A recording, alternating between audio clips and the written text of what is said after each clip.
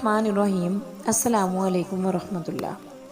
असूल हदीस की पहली वीडियो में मैंने आपको बताया था कि हदीस की दो इकसाम हैं, एक तो ख़बर वाहिद है और एक ख़बर मुतवातिर है। और ख़बर वाहिद की हमने 3 तकसीमात को पढ़ा था और आज ख़बर वाहिद की चौथी तकसीम के बारे में मैं आपको बताऊँगी।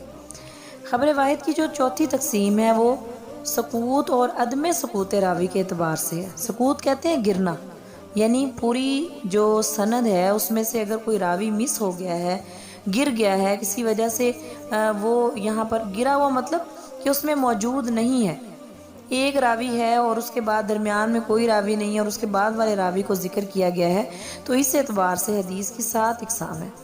सबसे पहली किस्म जो है वो मुत्तसिल है, वो हदीस कि उसकी सनद में रावी पूरे मज़कूर हों। और मुस्नद वो हदीस है कि उसकी सनद नबी करीम सल्लल्लाहु अलैहि वसल्लम तक मुत्तसिल हो, कि आप सल्लल्लाहु अलैहि वसल्लम तक तमाम के तमाम रावी मौजूद हैं, कोई भी रावी ऐसा नहीं है कि जो मिस हो। मुनक़ते कहते हैं ऐसी हदीस को कि उसकी सनद मुत्तसिल ना हो बल्कि कहीं ना कहीं से रावी गिरा हुआ हो, यानी नबी करीम सल्लल्लाहु अलैहि वसल्लम तक ऐसा ना हो कि तमाम के तमाम रावी मौजूद हैं, बल्कि अगर कोई एक रावी गिरा हुआ है तो वो मुनक़ते हदीस कहलाती है।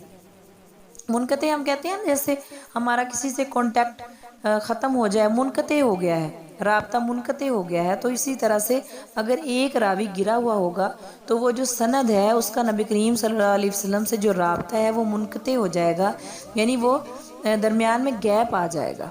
उस हदीस को कहते हैं हदीस मुनक़ते। मुअल्लक़ कहते हैं, मुअल्लक़ मैंने आपको पहले भी बताया था कि लटकी हुई चीज़ को कहते हैं कि वो हदीस जिसकी सनद के शुरू में एक रावी या एक से ज़ायद रावी गिरा हुआ हो, वो क्या होगी, मुअल्लक़ होगी। सनद के बिल्कुल शुरू से ही अगर कोई रावी गिरा हुआ है या एक रावी गिरा हुआ है या कोई एक से ज़ायद है तो उसे हम कहेंगे मुअल्लक़।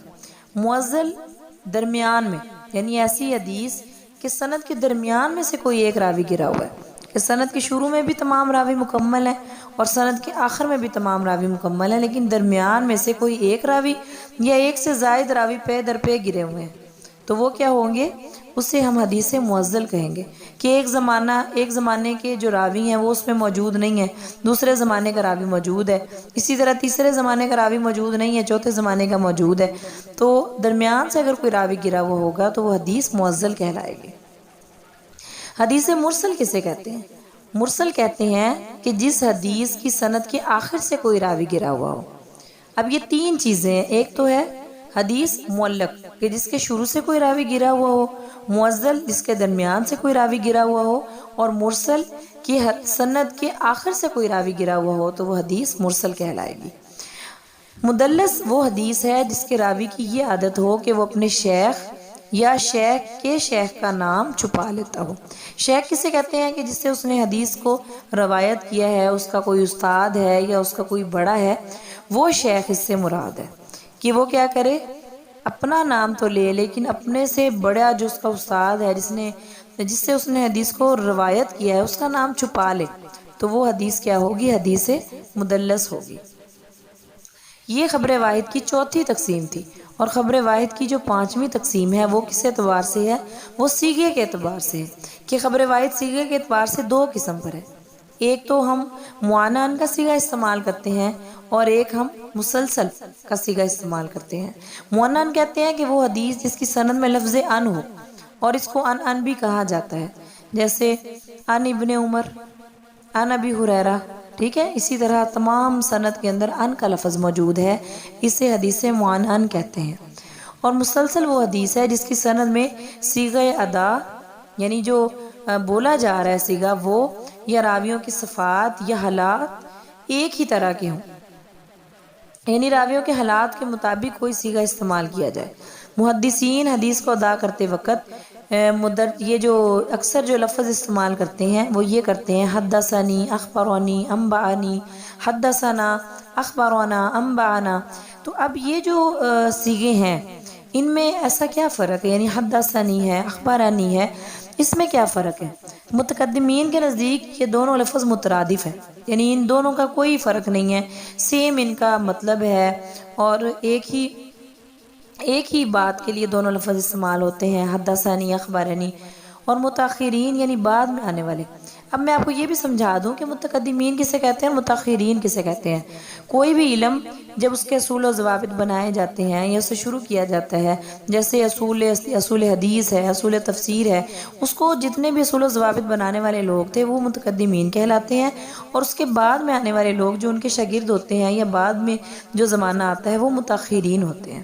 ٹھیک ہے، تو متقدمین کے نزدیک حدثنی اور اخبارنی میں کوئی فرق نہیں ہے، یہ مترادف ہے، اور متاخرین کے نزدیک یہ فرق ہے کہ اگر استاد پڑھے اور شاگرد سنتا رہے تو شاگرد کے تنہا ہونے کی صورت میں حدثنی اور بہت ہونے کی صورت میں حدثنا کہا جاتا ہے۔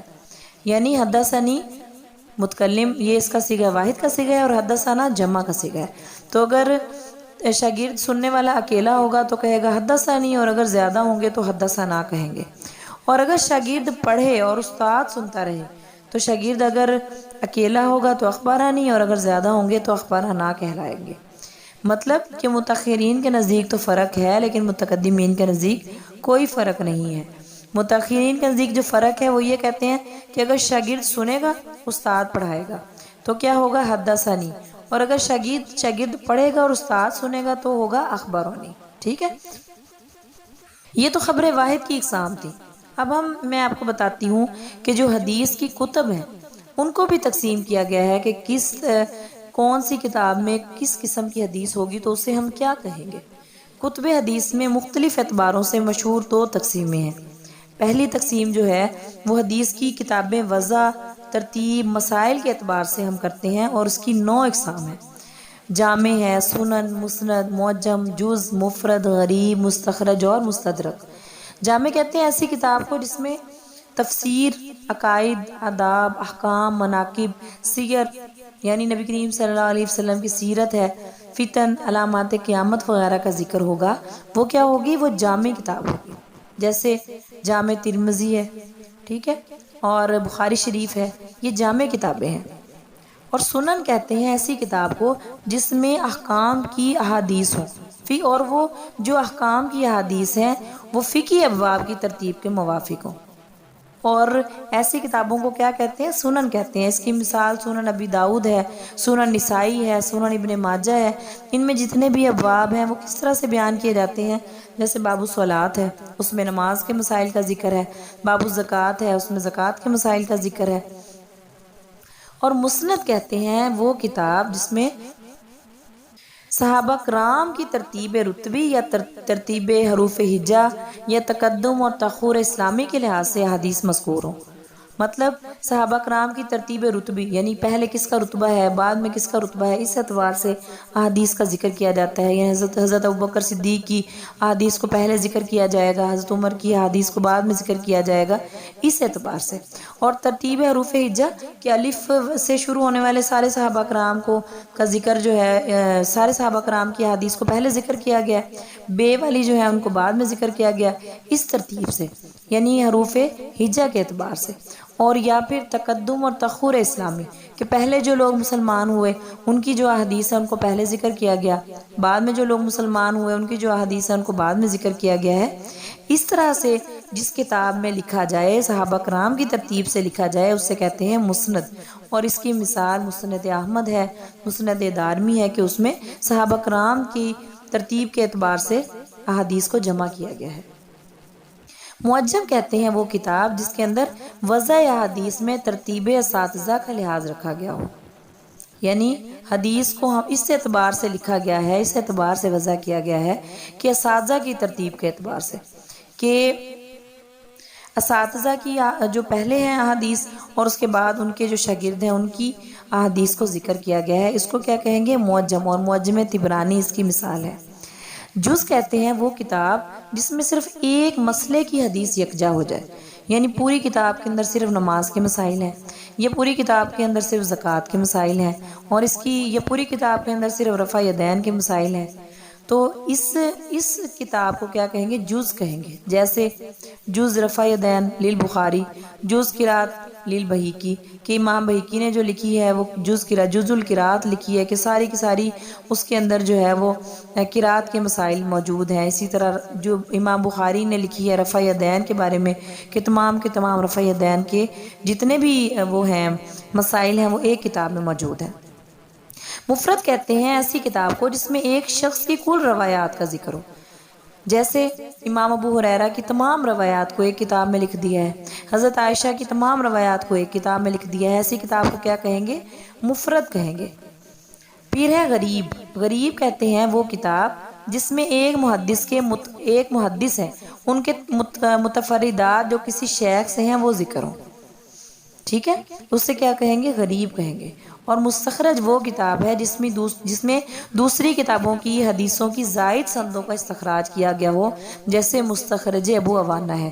زائد سندوں کا کیا مطلب ہے کہ جیسے انما الاعمال بالنیات ایک حدیث ہے، اس کی ایک سند سے ذکر کیا گیا ہے، بخاری شریف میں ذکر ہے، ایک سند مسلم شریف میں اس کا ذکر ہے، باقی جتنی بھی سندیں ہیں، یعنی باقی جتنی بھی لڑیاں نبی کریم صلی اللہ علیہ وسلم تک جا رہی ہیں، سندیں ہیں، ان کو کیا کس میں ذکر کیا جائے گا؟ مستخرج میں ذکر کیا جائے گا، باقی تمام اسناد کو۔ اور اس کی ایک مثال مستخرج ابو عوانہ ہے کہ اس میں حدیث کی جو زائد سندیں ہیں ان کا استخراج کر کے وہ لکھا گیا ہے۔ مستدرک کسے کہتے ہیں؟ مستدرک کہتے ہیں وہ کتاب جس میں دوسری کتاب کی شرط کے موافق اس کی رہی ہوئی حدیثوں کو پورا کر دیا گیا ہو، جیسے اس کی مثال کہ جامع کے اندر کون کون سی شرطیں لکھی گئی ہیں، تفسیر ہے، عقائد ہے، آداب ہے، احکام ہے، مناقب ہے، اس طرح کی ساری احادیث کو جامع میں جمع کیا جاتا ہے۔ اگر کوئی حدیث جامع میں نہیں لکھی گئی، کوئی رہ گئی ہے، علامات قیامت سے ریلیٹڈ ہے، عقائد سے ریلیٹڈ ہے، آداب سے ریلیٹڈ ہے، تو اس کو ہم کس میں لکھ دیں گے؟ اس کو ہم مستدرک میں لکھ دیں گے۔ یا اسی طرح ابواب فقہ پر کوئی حدیث ہے تو وہ سنن میں لکھی جانی چاہیے تھی، لیکن اگر وہ سنن میں موجود نہیں ہے تو ہم اس کو کیا کریں گے؟ مستدرک میں لکھ دیں گے۔ یہ تھی حدیث کی ایک مشہور تقسیم جو کس اعتبار سے تھی؟ ترتیب مسائل کے اعتبار سے تھی، کتاب کو وضع کرنے کے اعتبار سے تھی، اور اس کی 9 قسمیں تھی۔ اور جو دوسری تقسیم ہے وہ انشاءاللہ میں آپ کو نیکسٹ لیکچر میں بتاؤں گی۔ وآخر دعوانا الحمدللہ رب العالمین۔